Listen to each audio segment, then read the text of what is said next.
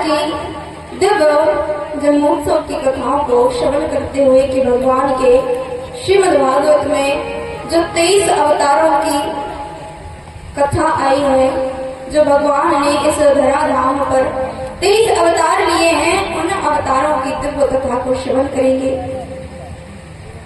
तो सुखदेव जी महाराज जब राजा परीक्षित को कथा श्रवण करा रहे हैं और नैमिषारण्य तीर्थ में बैठकर सूत जी महाराज 88,000 ऋषियों को ये दिव्य कथा का रसास्वादन करा रहे हैं, तब उन ऋषियों ने पूछा कि हे प्रभु, हे सूत जी महाराज, आपने कहा है कि कलयुग ने राजा परीक्षित से कहा किस कलिकाल में भगवान के नाम का प्रभाव सर्वोत्तम सबसे ज्यादा। तो बताइए कि प्रभु का नाम काम क्या करता है? प्रभु के नाम ने किसी का कल्याण किया हो तो बताइए। तो सूत जी महाराज 88,000 ऋषियों को कथा श्रवण कराते हैं कि हे ऋषियों, आपने बड़ा ही अच्छा प्रश्न पूछा है। तो एक बार की बात है, सुनिए। एक बड़ा ही दिव्य वेद पाठी ब्राह्मण था जिसका नाम था अजामिल। वो अजामिल नित्य पूजा पाठ करता, संध्या वंदन करता, हरि का गुणगान गाता। घर में पत्नी थी, बाल बच्चे थे। लेकिन एक दिन जब अजामिल घूमने के लिए जंगल की ओर गया, भ्रमण कर रहा था, तो उसकी नजर एक वेश्या पर पड़ी। उस वेश्या को जैसे ही अजामिल ने देखा तो अजामिल देखकर उस पर मोहित हो गया। तो उस वेश्या से जाकर प्रेम संबंध रख लिया, प्रेम करने लगा। फलस्वरूप अजामिल ने उसी वेश्या के साथ विवाह भी कर लिया, जबकि घर में पत्नी है, बाल बच्चे। एक दिन ब्याह करके उस वेश्या को अजामिल अपने घर ले आया। वेश्या के कहने पर ही अपनी पत्नी को, बाल बच्चों को घर से बाहर निकाल। बेचारी ब्राह्मणी और बाल बच्चे घर से बेघर हो गए और वो वेश्या आकर घर में रहने लगी। अजामिल अपनी उस वेश्या के साथ उसके प्रेम में खूब आसक्त हो गया। एक दिन अजामिल पूजा पाठ करने के लिए अपनी माला लेकर बैठता, माला करने के लिए। तो वेश्या कहती है, तुम्हारी माला करने से क्या होगा? मुझे जीवन यापन करने के लिए धन चाहिए, तो धन कमा करके और ये अपना पूजा पाठ किसी कोने में जाकर फेंक दो, मेरे सामने ये सब नहीं चलेगा। जो अजामिल अपनी धर्म पत्नी के साथ रहकर पूजा पाठ करता था, धर्म से 2 रोटी कमा करके लाता, वही उसकी पत्नी खाती थी। लेकिन इस वेश्या ने आज अजामिल को पूजा पाठ से बिल्कुल ही विरक्त करवाया। जो अजामिल पूजा पाठ करता था, आज वो घर घर जाता और डकैती करता, चोरी करता। जो कभी एक दिव्य वेद पाठी के नाम से ज्यादा जाना जाता था, अजामिल आज एक डाकू के नाम से जाना जाता। कुछ समय बीता और एक दिन कुछ संत अधिक मास में, पुरुषोत्तम मास में जगह जगह नगर नगर हरि भजन करते भ्रमण कर रहे थे। तो अजामिल के गांव में भी वो संत आए। रात्रि का समय होने वाला है, तो अजामिल के गांव में आकर वो संत पूछते हैं कुछ बाल बच्चों से कि बेटा ये बताओ, इस गांव में कोई वैष्णव है, कोई ब्राह्मण हो तो बताइए, क्योंकि रात्रि हो चुकी है। तो हम सोच रहे हैं कि उसी के घर में जाकर शाम करें, भोजन पानी लें। तो इसलिए आज विश्राम करना चाहते हैं। कोई ऐसा वैष्णव हो, कोई ब्राह्मण हो तो बताइए। तो बच्चे उन संतों के साथ ठिठोली करने लगे, कह रहे बाबा आपको पता नहीं, हमारे गांव में एक बड़ा ही सिद्ध ब्राह्मण रहता है, आप उसको नहीं जानते? बोले नहीं बेटा, कौन है, हमें भी बता दे तो हम जाकर वहां विश्राम करें। बोले कि हमारे यहाँ एक दिव्य अजामिल ब्राह्मण रहता है, जिसके घर जाइए आप, एकदम वैष्णव है, सुबह शाम पूजा वंदना करता है, आपकी करेगा। और बच्चे ठिठोली करके चले गए। उस संत अजामिल के द्वार पर पहुंचे। जैसे ही आवाज लगाई तो वेश्या बाहर निकल करके आई। अपने द्वार पर संतों को देखा तो वेश्या थोड़ी हिचकने लगी, हाथ जोड़कर बोली, महाराज आप मेरे द्वार? बोले, हाँ बेटा, हमें कुछ बालकों ने बताया है कि ये ब्राह्मण अजामिल का घर है। तो ये देवी, हम रात्रि विश्राम करना चाहते हैं, अगर हो सके तो हमको रात्रि ठहरने के लिए स्थान दे दो और भोजन पानी करेंगे तो वो खिला दे। तो हाथ जोड़कर वो वेश्या कहती है कि महाराज मैं आपको भोजन क्या खिलाऊं? अरे मेरा तो इतना भी सौभाग्य नहीं कि मैं आपके चरणों को भी स्पर्श कर पाऊं। क्यों? क्योंकि मैं जाति से एक कर्म से एक वेश्या हूं। लेकिन महाराज मैं इस योग नहीं कि आपके चरण कमलों को भी स्पर्श कर पाऊं। बातें सुनकर ब्राह्मण बोले कि हे देवी कोई बात नहीं, आप एक काम करिए, अब हम निवास तो आपके यहाँ ही करेंगे और आपके घर का भोजन ही खाएंगे। लेकिन देवी एक काम करो, हम आपके घर के द्वार पर जो वृक्ष लगा है उस वृक्ष के नीचे ही रात्रि विश्राम करेंगे। कुछ कच्चा भोजन, आटा दाल चावल निकाल कर दे दो, हम अपने हाथ से स्वयं भोजन पकाएंगे और खाकर के सुबह निकल जाएंगे। बोले ठीक है, भोजन दे दिया। वही संतों ने रात्रि में भोजन पकाया और खा पी करके हरि भजन करने लगे। और जैसे ही अर्धरात्रि हुई तो अजामिल लौट करके आया और जैसे ही देखा अजामिल ने कि मेरे द्वार पर ये संत इधर बैठ करके कौन सा ये भजन करने में लगे। कौन आया अजामिल को और तलवार लेकर के दौड़ पड़ा कि हे दुष्ट संतों, मेरे द्वार पर आकर के भजन करते हो, किससे अनुमति ली तुमने? अभी इसी छड़ी हाथ से निकल जाओ वरना तुम्हारा सब घर से अलग कर दो।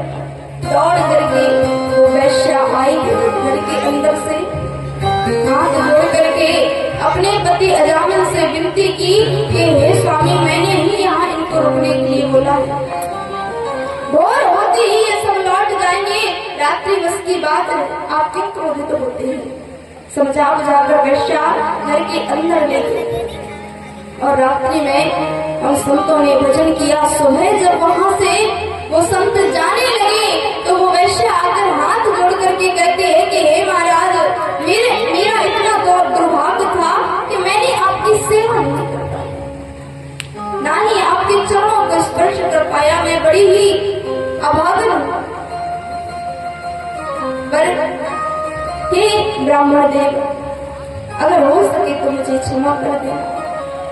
तो वो संत कहते हैं देवी, आपके योग जो भी आपने काम थे वो किए, लेकिन देवी अगर आप हमें विदाई रूप में कुछ देना चाहती हैं, कुछ सेवा करना ही चाहती हैं, तो एक वचन दीजिए हमें कि हम जब यहाँ से चले जाएं और आपके गर्भ में जो ये संतान पल रही है, ये संतान जब जन्म लेकर के आए तो इस संतान का, इस बालक का नाम आप नारायण।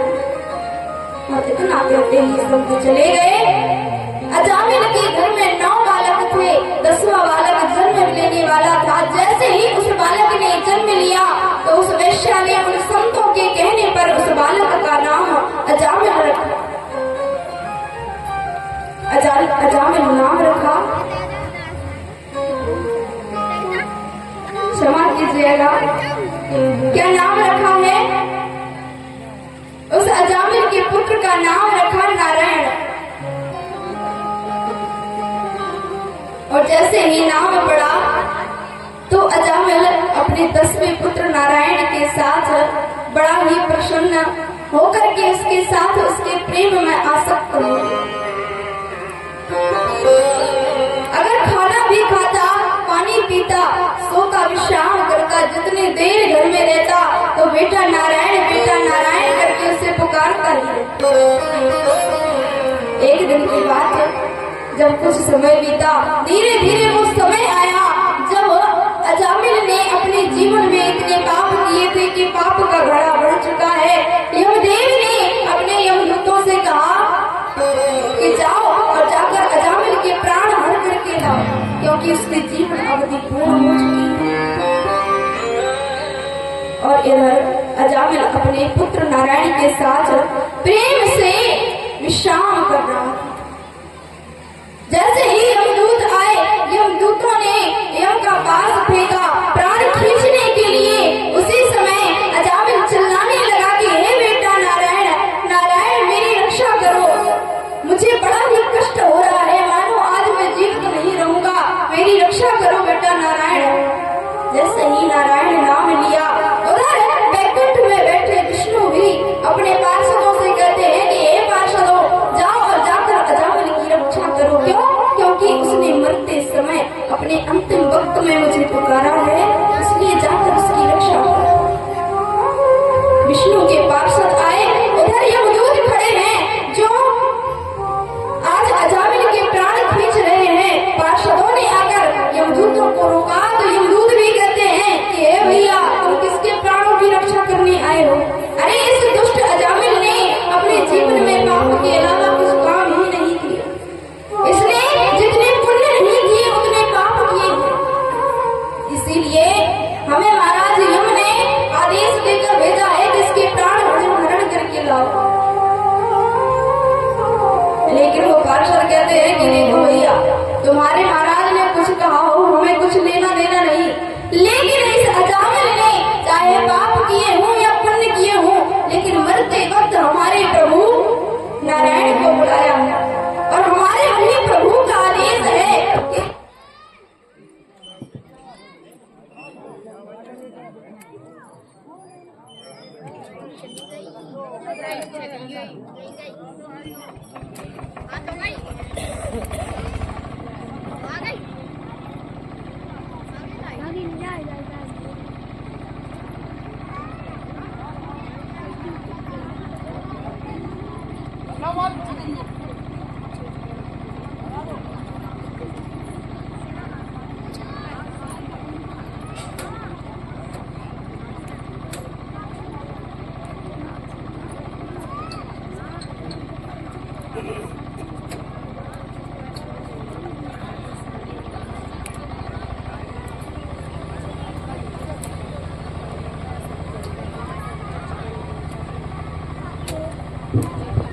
बोले श्री वाक्य हरिलाल की, श्री राधा सरकार की। राधे राधे गोविंद गोविंद राधे, जय राधे राधे गोविंद गोविंद राधे, जय राधे राधे गोविंद गोविंद राधे।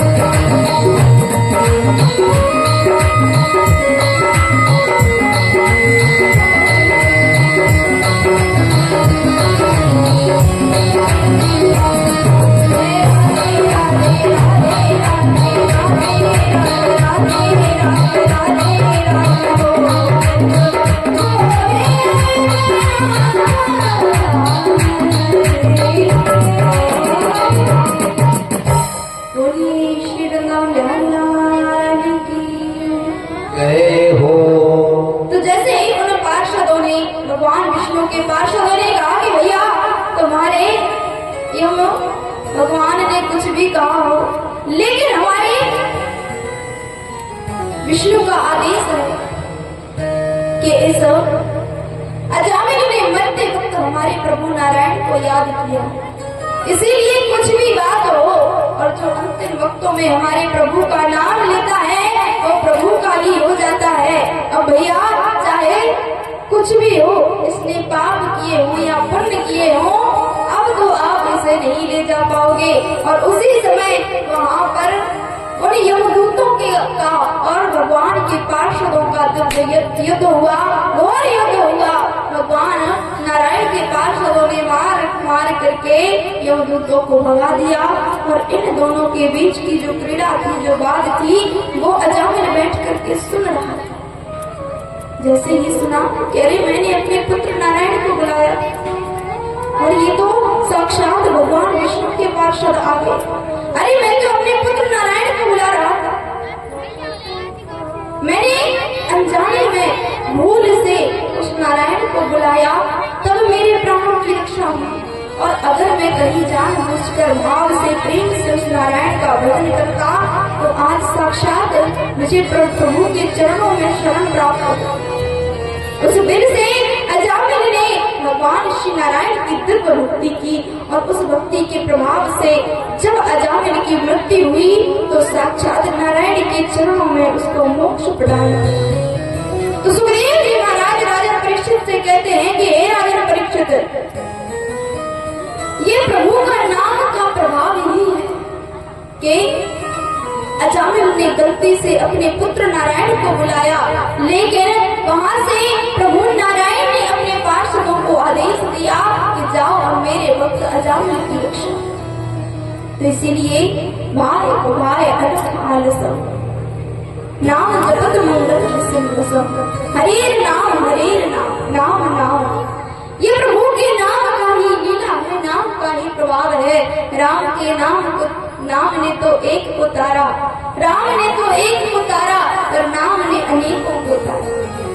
इसीलिए राजा परीक्षित भी कहते हैं कि हे सुखदेव जी महाराज, ये बताइए कि भगवान के नाम का प्रभाव तो मैंने जान लिया, लेकिन प्रभु का एक नाम और है कि भगवान को समदर्शी कहा जाता है। लेकिन भगवान को मैंने जब भी उनकी जितनी कथाएं सुनी है तो भगवान हमेशा पक्षपात ही करते नजर आए हैं। हमेशा प्रभु देवताओं की ही रक्षा करते हैं, देवताओं का साथ देते हैं, जबकि महर्षि कश्यप की संतान है देवता और दैत्य। कश्यप ऋषि की पत्नी जो है माता दिति और अदिति, तो देवी दिति के गर्भ से जो जन्मे हैं असुर और अदिति के गर्भ से जन्मे हैं जो देवता, दोनों भाई भाई हैं। लेकिन उन भाइयों में पक्षपात क्यों करते हैं भगवान? माता अदिति के पुत्रों पर कृपा बरसाते हैं, देवताओं की रक्षा करते हैं, और माता दिति के पुत्र हैं जो असुर, उन पर भगवान हमेशा क्रोधित रहते हैं, कभी उनकी रक्षा नहीं करते। तो ये कैसे बात? जब समदर्शी कहा जाता है तो बराबर दृष्टि से वो क्यों नहीं देखते सबको? तो सुखदेव जी महाराज सुनकर प्रसन्न हुए और कहते हैं कि हे बेटा, तूने बहुत ही अच्छा प्रश्न पूछा। अब सुनो एक कथा कि एक बार की बात है, जब भगवान विष्णु ने बारह रूप धारण किया पृथ्वी की रक्षा करने के लिए, हिरण्याक्ष का वध किया, तो वही हिरण्याक्ष के एक और भाई है जिसका नाम है हिरण्यकश्यप। तो हिरण्यकश्यप ने जब सुना कि नारायण ने, उस विष्णु ने मेरे भाई हिरण्याक्ष का वध किया है, उसी दिन से निश्चय कर लिया कि मैं विष्णु का अंत करके रहूंगा। एक दिन की बात है कि हिरण्यकश्यप की पत्नी है देवी कयाधु, वो गर्भवती है, और उसी समय हिरण्यकश्यप जंगल में तपस्या करने के लिए निकल पड़ा कि अब मैं ब्रह्मा जी की घोर तपस्या करके वरदान मांगूंगा और विष्णु को पराजित करके रहूंगा। निकल गया तपस्या पर, और इधर महल में देवी कयाधु अकेली। देवताओं ने जाना कि हिरण्यकश्यप तो तपस्या करने के लिए गया है, वैसे बचा करके रखा है और हिरण्यकश्यप का अब पुत्र जन्म लेने वाला है। और जब हिरण्यकश्यप इतना बलशाली है, इतना बलवान है, तो उसका बालक कितना बलवान होगा। इसीलिए देवताओं ने योजना बनाई कि गर्भ में ही उस बालक को मार दिया जाए। देवता आए, देवी गयाधु को बहला फुसलाकर अपने साथ ले जाने लगे। नारद जी को जैसे ही पता चला, नारद जी आए और देवताओं को कहा कि हे देवताओं, आप ये कैसे छल नीति कूटनीति कर रहे हैं दैत्यों के समान। अरे आपको देवता घोषित किया गया है, देवताओं की उपाधि दी गई है। अरे कम से कम वो नवजात शिशु जो माँ के गर्भ में पल रहा है, उस बालक पर भी दया नहीं आई। कब से आप इतने क्रूर हो गए। देवताओं को समझा करके भगा दिया कि हे देवता, आप जिसे समझते हैं कि गर्भ में जो बालक पल रहा है वो तुम्हारा दुश्मन होगा, वो आता ताई आतंकी राक्षस बनेगा। पर ये देवताओं आप नहीं जानते, जो ये देवी गयाधु की गर्भ में जो ये बालक पल रहा है, ये स्वयं भगवान का एक दिव्य भक्त है, जैसा भक्त ना आज तक हुआ है और ना होगा। इतना कहकर नारद जी ने देवताओं को वहां से भगा दिया और देवी गयाधु को अपने साथ ले जाकर अपने आश्रम में रख लिया। रोज श्री नारद जी देवी गयाधु को भगवान विष्णु की दिव्य लीलाएं, दिव्य कथाएं श्रवण कराते हैं। धीरे धीरे समय व्यतीत हुआ और उधर हिरण्यकश्यप जो भगवान ब्रह्मा की तपस्या में लीन था, उसकी तपस्या पूर्ण हुई। उसी समय ब्रह्मा जी प्रकट हुए, वरुण हुई, हे बेटा वर मांगो, मैं तुम्हारी तपस्या से बहुत प्रसन्न हूँ, क्या वरदान चाहते। तो हिरण्यकश्यप बोला कि महाराज हमारा तो एक ही वरदान है, जो सब मांगते सो हम भी मांग रहे कि अमर कर दो। ब्रह्मा जी बोलते हैं कि बेटा अमर तो हम खुद भी नहीं है, हम तुम्हें कहां से अमर कर दे, क्योंकि अमर तो हम खुद भी नहीं है और तू अमरता का वरदान मांगता है, ये हमारे बस में नहीं। और कुछ मांगना चाहता है तो मांग ले। तो हिरण्यकश्यप बोला तो प्रभु फिर मैं 6 वरदान मांगूंगा। बोले ठीक है मांगो। पहला वरदान मांगा हिरण्यकश्यप ने कि ये वरदान दो, मैं ना दिन में मरूं ना रात में मरूं। दूसरा वरदान मांगा कि मैं ना ऊपर आकाश में मरूं ना नीचे धरती में मरूं, ना घर के अंदर मरूं ना बाहर मरूं, ना अस्त्र से मरूं ना शस्त्र से मरूं। मैं ब्रह्मा की बनाई सृष्टि के किसी मानव, किसी दैत्य दानव, किसी से न मरूं, और मैं आपके बनाए इन 12 महीनों में से किसी भी महीने में न मरूं। कितने हो गए वरदान? गिने कि नहीं गिने? नहीं गिने? अरे कम से कम गिनते तो जाए करो। 5 ही हुए, गलत गिनती गिन रही है तब तो पूरे 6 बता दिए हमने। कुछ तो देश सुन लिया करो कि कहीं व्यास जी गलत तो नहीं बोल रहे, कुछ दिमाग लगाया करो, तब तो चतुराई बढ़ेगी आपकी, तब तो तुम श्रोता कहलाओगे। तो हिरण्यकश्यप ने 6 वरदान मांगे।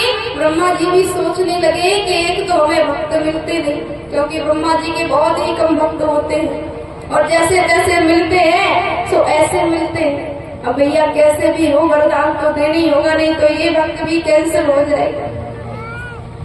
तो वरदान दे दिए, जा बेटा तूने 6 वरदान मांगे हैं, 6 ही वरदान तुझे देता हूँ, अब जा निश्चिंत होकर अपना जीवन व्यतीत कर। हिरण्यकश्यप लौट कर आया और उधर देवी गयाधु जो देवर्षि नारद के आश्रम में रह रही है, उन्होंने एक पुत्र को जन्म दिया। जैसे ही जन्म हुआ है हिरण्यकश्यप भी आ गया। हिरण्यकश्यप को जब बात पता चली कि मेरी अनुपस्थिति में देवताओं ने मेरे अजन्मे बालक को मारने का प्रयास किया, तो देवर्षि नारद का खूब अनन्य विनय किया, उनकी खूब विनती की, आभार प्रकट किया और देवी गयाधु ने कहा कि महाराज हमारे इस बालक की रक्षा की है देवर्षि नारद ने, तो क्यों ना हमारे बालक का नामकरण इन्हीं के द्वारा हो। नारद जी ने भी नाम दे दिया बालक को, किसका नाम होगा प्रहलाद। नाम पड़ गया। महल में जाकर हिरण्यकश्यप को देख दयालु अपने पुत्र प्रहलाद के साथ रहने लगे। धीरे धीरे वो बालक बड़ा होने लगा।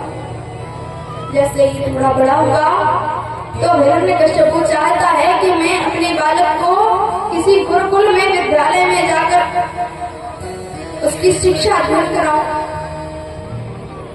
तो उसी हिरण्यकश्यप का एक विद्यालय है जिसका नाम है हिरण्यकश्यप दानव विश्वविद्यालय, और जिसके गुरुदेव कौन हैं? असुरों के गुरु जो है शुक्राचार्य जी महाराज, उनके पुत्र हैं संडमर्क जी। वही संडमर्क जी उस विद्यालय को चलाते हैं। जैसे ही अपने बालक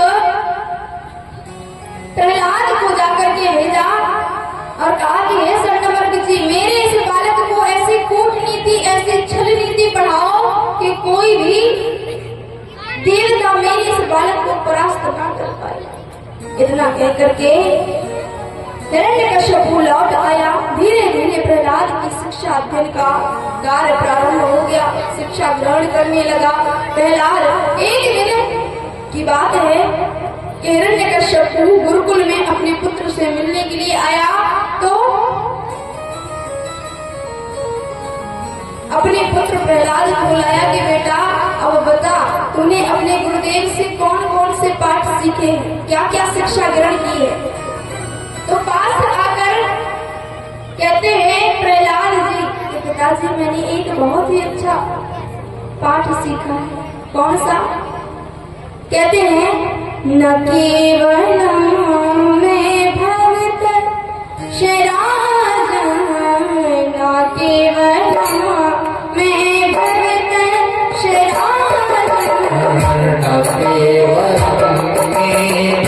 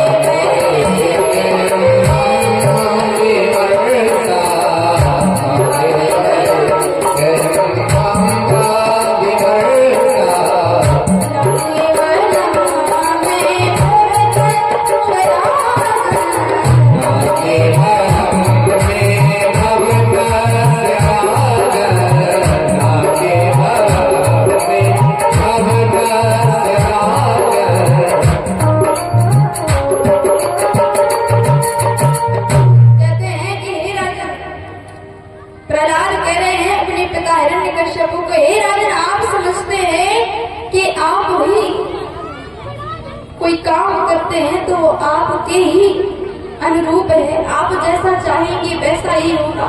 लेकिन नहीं, हे महाराज, जब तक वो प्रभु नहीं चाहता तो उसकी इच्छा के बिना एक पत्ता भी नहीं हिल सकता।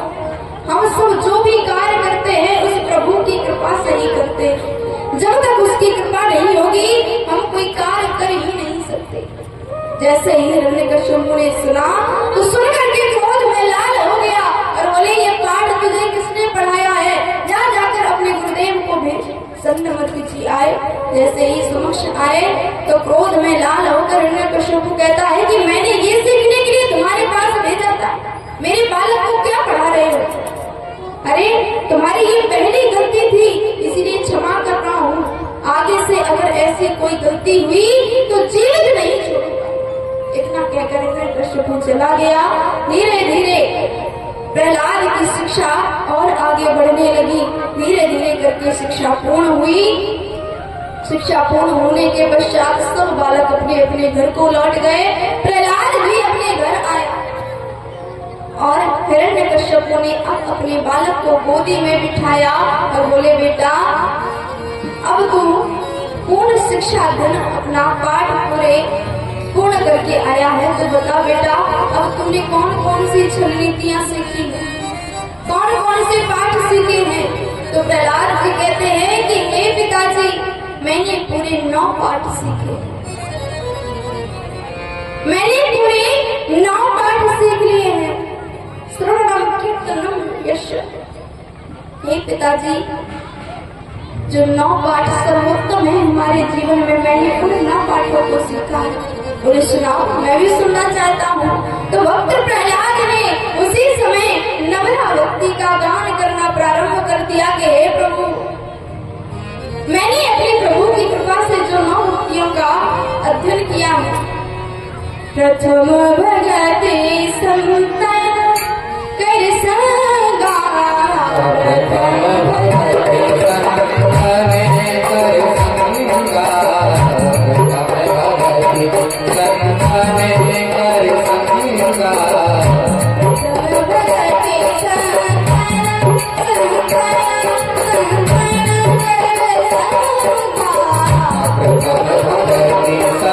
Hare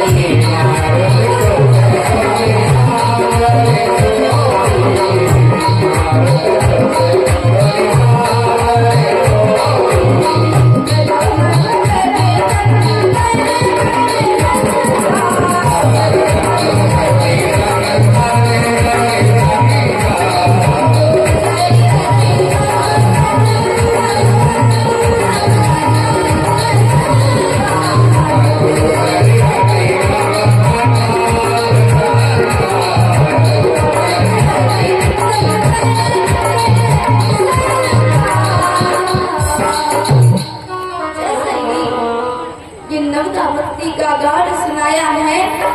प्रहलाद ने अपने पिताजी के सामने गोदी में अपने लाल को बिठाए हुए थे हिरण्यकश्यप महाराज। जैसे ही इस नवदा भक्ति का गान सुना और लाल नेत्र हो गए क्रोध में हिरण्यकश्यप के, जो पकड़ के धरती पर पटकोर मारी है अपने बालक को। हे दुष्ट, तुझे यही सीखने के लिए उधर गुरुकुल में भेजा था। अरे मेरे दुश्मन की तू बड़ाई कर रहा है। हे दुष्ट, उसकी बड़ाई कर रहा है। आज से तू विष्णु का नाम त्याग दे, वरना जीवित नहीं रहेगा। और हिरण्यकश्यप ने अपने बालक पर कई प्रहार, कई उसको प्रताड़नाएं दी। कभी कारागृह में भूखा रखता है, कभी ले जाकर के पहाड़ी से गिरा दिया। और एक दिन तो ये हुआ कि हिरण्यकश्यप की बहन आ गई होलिका, कहती है अपने भैया से कि भैया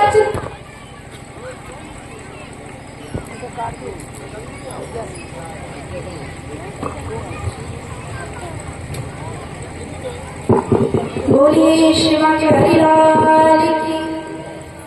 तो बहन होलिका कहती है कि भैया आप चिंता मत कीजिए,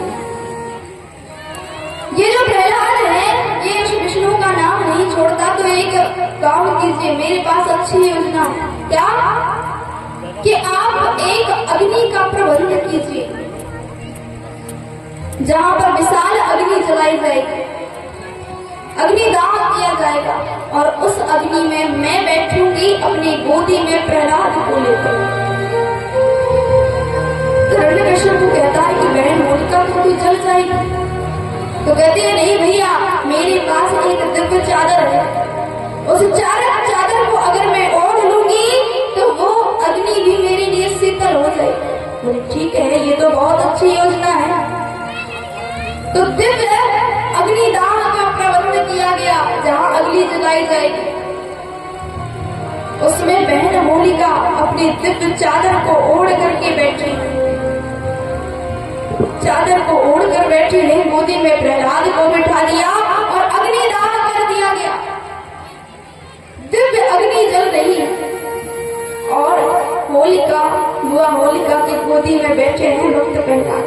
मन ही मन अपने प्रभु का स्मरण करते हैं, प्रभु के नाम का जाप कर रहे हैं। और देखिए प्रभु की लीला कि ऐसे दिव्य हवा प्रवाहित हुई कि जो चादर देवी होलिका ओढ़ करके बैठी थी, वही चादर उड़ करके जाकर प्रहलाद के ऊपर जा गिरा और देवी होलिका उधर चल करके भस्म हो गई। लेकिन भक्त प्रहलाद का बाल बांका नहीं। कुछ समय बीता, जब देखा हिरण्यकश्यप ने कि मेरी बहन तो जल गई, फिर भी इस दुष्ट का अंत नहीं हो पाया, तो इस बार हिरण्यकश्यप प्रहलाद के समक्ष खड़ा होकर के कहता है कि हे दुष्ट प्रहलाद, अभी भी समय है, उस विष्णु का नाम सुना दे। अरे तो किस विष्णु की पूजा करने में लगा है? अरे मैं हूं तेरा भगवान, आज से नाम छोड़ दे, वरना तेरा ये आखिरी वक्त है। तो प्रहलाद कहते हैं कि हे राजन, आप क्या मुझे मारोगे? मेरे प्रभु की इच्छा के बिना कुछ नहीं हो सकता, और मेरा प्रभु तो कण-कण में व्याप्त है, उसकी इच्छा बिना कुछ नहीं हो सकता। बोले तेरा प्रभु कण-कण में व्याप्त है? बोले हाँ। तो एक काम कर, ये जो लोहे का खंभा तेरे समक्ष बना है ना, तो क्या इस लोहे के खंभे में तेरा प्रभु है? बोले हाँ। तो बोले एक काम कर, आदेश दिया अपने सैनिकों को कि जाओ इस लोहे के खंभे को अग्नि से इतना दबाओ कि ये आग की तरह धधकने। उस खंभे को आग से दबाया गया, वो खंभा देखते देखते एकदम लाल हो गया। और अब प्रहलाद को कहा हिरण्यकश्यप ने कि जा बेटा, इस खंभे में तेरा प्रभु है ना, इस खंभे को हृदय से। बोले ठीक है। प्रहलाद जी मन ही मन अपने प्रभु का स्मरण करते हुए आगे बढ़ते हुए जा रहे हैं, और जैसे ही पास पहुंचे, वो खंभा जो अग्नि से धधक रहा था, एकदम लाल पड़ा हुआ था। देखते देखते जैसे ही प्रहलाद ने उस खंभे को हृदय से लगाया, वो खंभा एकदम शीतल। प्रभु की लीला देखिए कि कि अपने भक्त के ऊपर कोई आंच भी नहीं आने दे। जब उस खंभे के द्वारा प्रहलाद को कोई भी क्षति नहीं पहुंची तो हिरण्यकश्यपु अपने गदा से जोर से प्रहार करता है उस खंभे के ऊपर। इसमें तेरा विष्णु है तो आज उसे जीवित नहीं छोड़ूंगा। खंभे के ऊपर अपनी गदा से प्रहार कर रहा है, पर उसी समय गगन गड़गड़ानो, खंभ फाटो चरचरानो, निकसो नरनारायण को रूप अति भयानक है। गगन गड़गड़ावे, खंभ फाटो चरचरावे, चितवत सरोज मानो, अम्ब जात खानो हो। उसी समय दिव्य गर्जना हुई, उस खंभे को विदीर्ण करके भगवान नरसिंह स्वयं प्रकट होते हैं। बोलिए श्री नरसिंह भगवान की। भगवान नरसिंह उसी समय प्रकट हुए अपने बालक प्रहलाद पर। जब इतने उस अपने भक्त को इतना दुखी देखा तो आज प्रभु स्वयं नरसिंह का रूप धारण करके आए। उस खंभे को विदीर्ण करके भगवान प्रकट हुए और जैसा ही हिरण्यकश्यपु ने रूप देखा है भगवान नरसिंह का, विशाल अक्षरस्थल है, दिव्य देह है और मुख कैसा है, एक सिंह के समान। अब ना उन्हें इंसान कह सकते, ना जीव ना जानवर, कुछ नहीं कह सकते। हिरण्यकश्यपु ने देखा, कांपने लगा कि ये कौन है। फिर भी सोचता है कि मैं तो अमर हूँ, मुझे कौन मार पाएगा। ललकारने लगा कि तू कौन है। नरसिंह भगवान कहते हैं कि बेटा मैं वही हूँ जिसका तुझे इंतजार था। अब कर मेरे साथ युद्ध। तुमने मेरे बालक मेरे भक्त प्रहलाद को इतने कष्ट दिए हैं, आज तुझे जीवित नहीं छोड़ूंगा। प्रभु नरसिंह भगवान ने उसी समय हिरण्यकश्यपु के साथ घोर युद्ध किया और दहलीज पर जाकर बैठ गए। जो घर की दहलीज है उस पर जाकर बैठ गए, अपनी जंघाओं पर हिरण्यकश्यपु को लिटा लिया और बोले बेटा अब तेरी मृत्यु निश्चित है। बोले मैं नहीं कर सकता। क्यों? क्योंकि मुझे ब्रह्मा के वरदान है। कितने? 6 वरदान है। बोले कौन कौन से? बोलता जा। पहला वरदान बताया कि मैं ना दिन में मर सकता हूँ ना रात में मर सकता हूँ। तो बोले समय देख, ये समय कौन सा? सांझ का समय है, संध्या वेला है, गोधूली वेला। ना सुबह है ना शाम है, ना सुबह है ना रात है, ये सांझ का समय। बोले बता मर सकता है कि नहीं? क्योंकि तूने शाम का समय का वरदान तो नहीं मांगा, तूने रात्रि का वरदान मांगा था कि दिन में मरूंगा रात में मरूंगा। सांझ का समय है, मर सकता है। दूसरा वरदान बोल। दूसरा वरदान बोला मैं ना घर में मरूंगा ना बाहर मरूंगा। बोले कहाँ है? देख तू ना घर में है ना घर के अंदर है ना बाहर है, दहलीज पर बैठा है, फिर भी नहीं मर सकता। क्यों? क्योंकि मैं ना आकाश में मर सकता ना धरती में ना पाताल में। बोले तू ना आकाश में है ना धरती में है, मेरी जलगांव में, अब मर सकता है। चौथा वरदान बोल। बोले मैं ना अस्त्र से मर सकता हूँ ना शस्त्र से। बोले मुझे अस्त्र शस्त्र की जरूरत भी नहीं तेरे लिए, मेरे ये बड़े बड़े नाखून देख रहा है ना नख, यही तेरे लिए काफी है। अब अगला वरदान बोल। कौन सा? बोले मैं ब्रह्मा की बनाई सृष्टि के किसी भी मनुष्य के द्वारा, किसी भी नाग किन्नर के द्वारा नहीं मर सकता। बोले बेटा ब्रह्मा की सृष्टि में मैं नहीं हूँ, ब्रह्मा ने मुझे नहीं बनाया, मैंने ब्रह्मा को बनाया है। अब बोल अब कौन सा वरदान बचा? बोले अभी एक वरदान और बचा। कौन सा? कि मैं ब्रह्मा के बनाए 12 महीने में से किसी महीने में नहीं मिल सकता। तो मेरे बोले बेटा ये जो ब्रह्मा ने 12 महीने बनाए हैं ना, उनमें से ये कोई महीना नहीं है, मैंने तेरे लिए अलग महीने का निर्माण किया है, अलग से तेरे लिए एक महीना रचा है। कौन सा? जिसे हम सभी लोग पुरुषोत्तम मास कहते हैं, अधिक मास। कभी कभी आता है अधिक मास 3-4 वर्ष में एक बार। तो बोले बेटा अब बोल कोई वरदान बचा। उन 6 वरदान को भगवान नरसिंह ने आज नष्ट करते हुए अपनी जंघाओं में बैठा करके उस हिरण्यकश्यपु को अपने नखों से उसकी छाती को विदीर्ण करते हुए प्रभु ने उस हिरण्यकश्यपु का वध किया है। बोलिए भक्तवत्सल भगवान